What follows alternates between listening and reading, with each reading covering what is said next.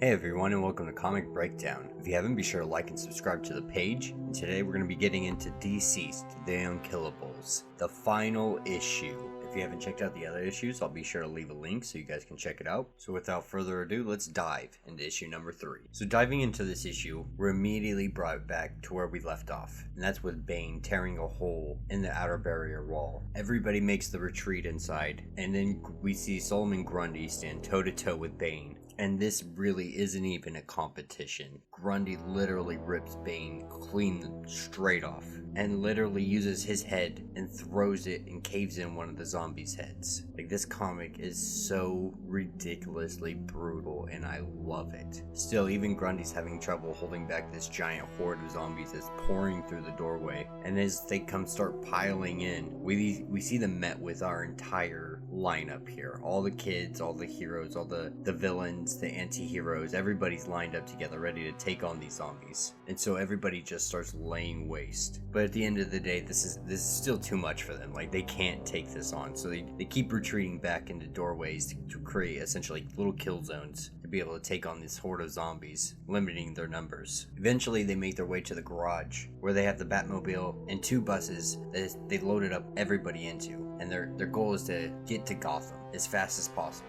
They're trying to make it to Poison Ivy's jungle hideaway. But as they're driving down the road, Mirror Master pops out of the rear view mirror of the bus that Deathstroke is driving and claws into Deathstroke's eye. And then we just see kids getting ripped into windows left and right by Mirror Master, as everybody on the bus attempts to shatter and break windows. Before Mirror Master is able to take another child, we see Cheetah get up and run faster than anybody can possibly even see her and drive her fist straight through Mirror Master's head. We see Jason and Rose in the Batmobile. They come to what's pretty much a dead stop. The roads are just overfilled with zombies, literally by the hundreds of thousands. They're literally everywhere, pouring out of every direction. And as they're making their way through all of these zombies, the Batmobile's missile alarm starts to beep. Not really understand what's going on, Rose tells him to put his seatbelt on. And that's when it appears to be some kind of missile or projectile just plows right into the Batmobile, literally launching it into the air. And rising from the flames, we see the undead Wonder Woman. And everybody wastes no time. Cheetah's the first to attack, and she just lunges straight at her. And then Creeper and Solomon Grundy jump in, and all 3 of them are trying to take her on.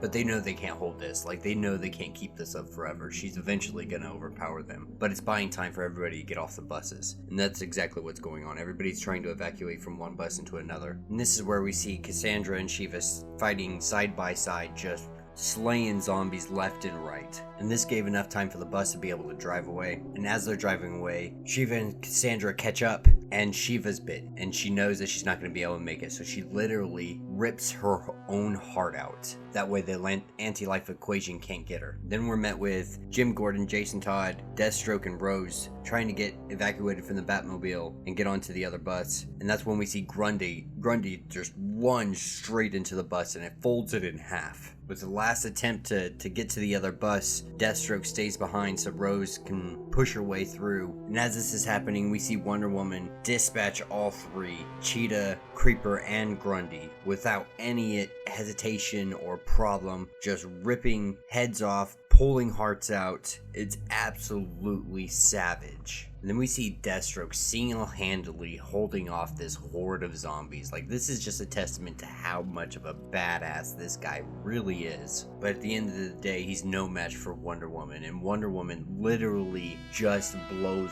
right through Deathstroke. Like, just right through him. There's literally nothing left of him. There's no pieces to be put back together. He's done. He is dead. He is literally tiny little pieces all over the city. And this is where we see Wonder Woman go up and grab the bus and goes to lift it up into the air. Like, these guys cannot catch a break. And Wonder Woman hurls the bus down onto the ground. And while all seems lost, we hear Shazam! And we're met with Mary Marvel. You know, if you guys are wondering, like, why why hasn't she said anything sooner, is she really didn't want to have to call the power of Shazam, because she saw what happened to Billy Batson when it tried taking hold of him, and she had to lock him away, and she didn't want the world ending, because if the anti-life equation got a hold of Shazam, it would all be over, it'd all be done. But Mary Marvel, she just couldn't stand by. She couldn't stand by and let everybody die, and so she goes on to take Wonder Woman on herself, and she is literally just